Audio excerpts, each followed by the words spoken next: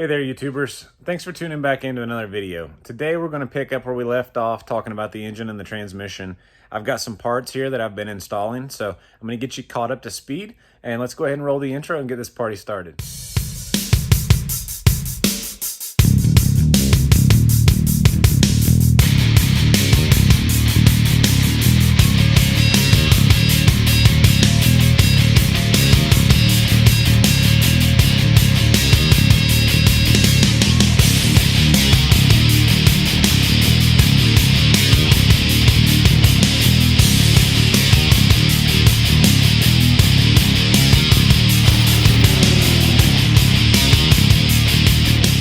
Boys and girls, the items that we're going to talk about here in this video, I'm going to flip the camera around and show you momentarily, but I went ahead and I installed the ARP head studs. I did it without removing the head. The car already had the engine already had a new head gasket, so we wanted to try to reuse it. In amongst that, I ran into a few other predicaments, and I want to mention them to you and kind of help you along it if you run into it yourself. So let's go ahead and flip the camera around and just dive right in. Boys and girls, so previously we talked about the ARP head studs. The ARP head studs, we wanted to try to install them without actually removing the head. So in order to do that, you've got to tear down all of the timing pieces, which actually worked in our favor because we needed that little timing belt piece that I had mentioned in the previous video. If you haven't already, guys, tune into the previous series of these videos. We're on episode 3 right now. So you've got episode 1 and episode 2. You'll get caught up to speed that way, or just leave me a comment in the comment section below. So in order to be able to put the head studs in the engine without removing the head, you need to be able to remove the camshafts and then the cam caps.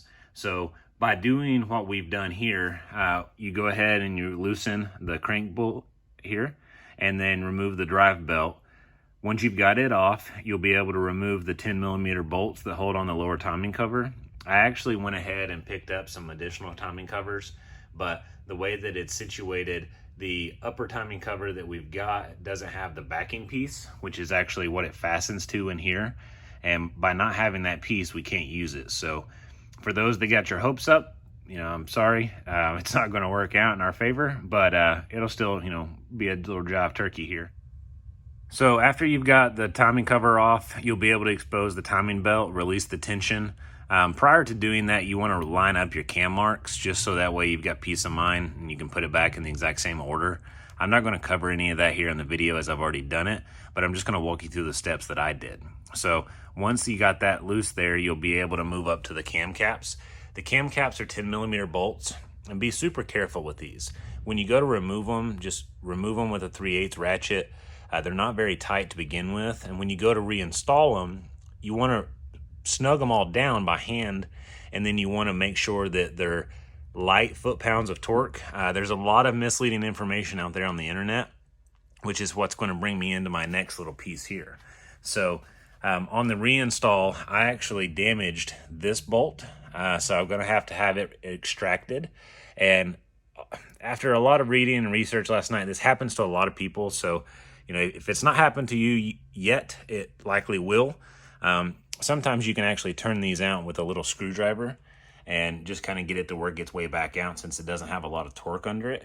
But we didn't get so lucky. We didn't actually get an edge to be able to, move it with a little flathead screwdriver. So with that being said, once you get the cam caps off, you can actually get a better view here with the actual head studs. So the head stud order that you put them in, you start in the center.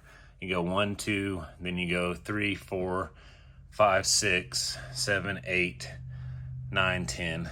Just keep crisscrossing inside to outside. And there's a lot of diagrams. I'll post a picture here that I used. And, ultimately it worked out in my favor, but it was pretty simple. So all that's back together now. I've actually got to go down here to our buddy Ricky and see if he can help me extract this one. And while we're there, we had a previous one that I'd planned on having him work on, so we can get that one out as well. I went ahead and I ordered all brand new hardware studs, so they should be coming here in the next day or two. And I went ahead last night after a few more different little hiccups, and I decided to go ahead and order the same for the intake manifold. And the reason I did that was because I'd originally intended on running a factory gasket. A factory intake manifold gasket is paper thin. Whenever I went to the parts store, I'll show you here, in my area, it seems it's a little bit harder now that I've moved to find parts in stock. So this is the gasket set that you can expect to get at a parts store. It's a Felpro brand, Felpro. And this is a oil pan gasket. Now, with this particular paper thin one, you can use the factory studs as long as they're all in good shape and have no issues. I had such a predicament paying retail cost on a lot of this stuff that I decided to go back on eBay and buy a thermal set. So with the thermal set, they're a little bit thicker and you need that additional intake manifold stud. So I'll post a picture here of the one that I actually bought. So that way, if you guys need it, you can jump on it too. Pretty inexpensive and just gonna make life a lot easier, and it's gonna make everything fit properly. So I'll go ahead and turn the camera back around here for you. So once I get that in, I'll actually need to remove these. It's real simple. You take two nuts, jam them together, and just back it out. At that point, we'll be able to reinstall the new ones with no issues. We're going to just leave the head on it and see if they can remove this piece. I've been super careful to not get anything as I was pecking around and trying to peck it out, or not peck it out, but twist it out. So we should be in good shape there and be able to keep moving. But another thing I ran into is the throttle body gasket. So the throttle body gasket, whenever you look them up at the parts store, there's a couple options. And there's a couple options that do fit, but if you look online at like a standard B series, these are cut short. So you don't have all of this opening, which is likely for a different generation throttle body. So like on this one, it says 2.3 liter H23. There's likely a different passage that still lines up with the post holes, but a different passage for the coolant jacket or something. So we're not going to use this. I'm actually going to take all of these items back now that I've got them in my possession and I've reordered what I wanted in the beginning. So once we get all this situated, we'll go ahead and return these and get some money back in the fund. But until now, we've just kind of learned our lesson, and we're not going to try to repeat the same little steps again. So eBay seems to be the better bet for cost, and then in return, being able to find visual representation of what we're trying to buy. So boys and girls, I've had a few setbacks, which I mean, it's not to be expected. I'm no like master mechanic or anything over here. Just doing this out of, what I remember. It's been a long time, and with the help and advice and some coaching from some of my buddies. But at this point, the next thing on the docket or the little list here is I need a clutch alignment tool. A clutch alignment tool from a hydro versus a cable drive transmission is different. The splines are different. So I obviously don't have one since we just ordered a piece of the clutch kit and not the whole clutch kit. But by that being the case, I've got a couple buddies that have one, so I'll borrow that. We'll get that done next. Once we get the engine, the studs removed, our studs should be here. We'll go ahead and put those on. I'm going to do probably a separate video of putting everything back together and finalizing it. But I'm going to do a lot of this work off camera because, like I mentioned, I'm no master mechanic, and a lot of this stuff is difficult for me, but it's difficult to find time to do it is the biggest part. So I'm giving you guys updates along the way. And again, if you don't follow me on social media, Seth Church Vid on Instagram, and you'll get a lot more play-by-play action there for this project, specifically at least. So the last thing I wanted to cover, guys, while I was doing this, I was, kind of retracing my footsteps and going back through some of the items that I had used previously. And I actually got a hold of a jegs box here that I forgot I ordered, and it's going to come in real handy here real soon. So I'm going to go ahead and find a razor blade, and we'll get this little guy opened up and I'll show you what's in the box.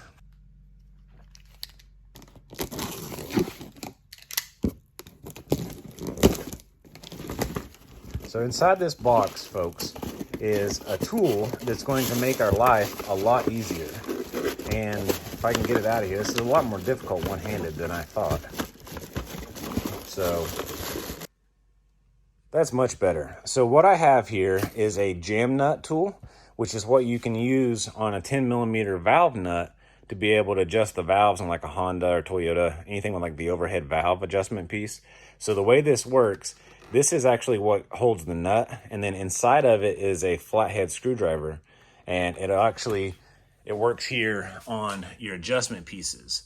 So you would take that jam nut, put it over top of your locking nut, and then your flathead, and then you can use basically one tool to set the tension of your lock nut, and then make sure you've got proper drag on your feeler gauge. So I'm actually going to attempt to do this for you guys on camera. There's not a ton of videos and a lot of information that's foolproof. So I'm not a how-to guy by heart, but I'm going to do it and make sure that we kind of get it something you can follow along with, and hopefully you guys will enjoy it. So if you want to see that video, leave me a comment in the comment section. Let me know that that's something you're wanting to see, and it'll help me inspire myself to put together the video for you guys. So overall, pretty quick little update here. The purple hatchback's also gone.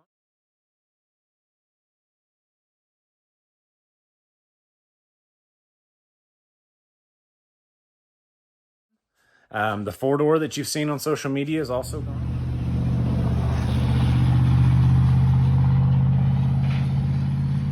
Both of them went to a good home and are probably going to be something that I end up seeing again here in the future. They went to some friends of mine. So I'm currently on the mend trying to get this guy out of my garage and just kind of marching through the steps. So if there's any questions, by all means, leave me a comment and stick around for the next video. Make sure you subscribe and hit that notification bell so that way you know when the next one comes out. And we'll catch you then, guys. Take care.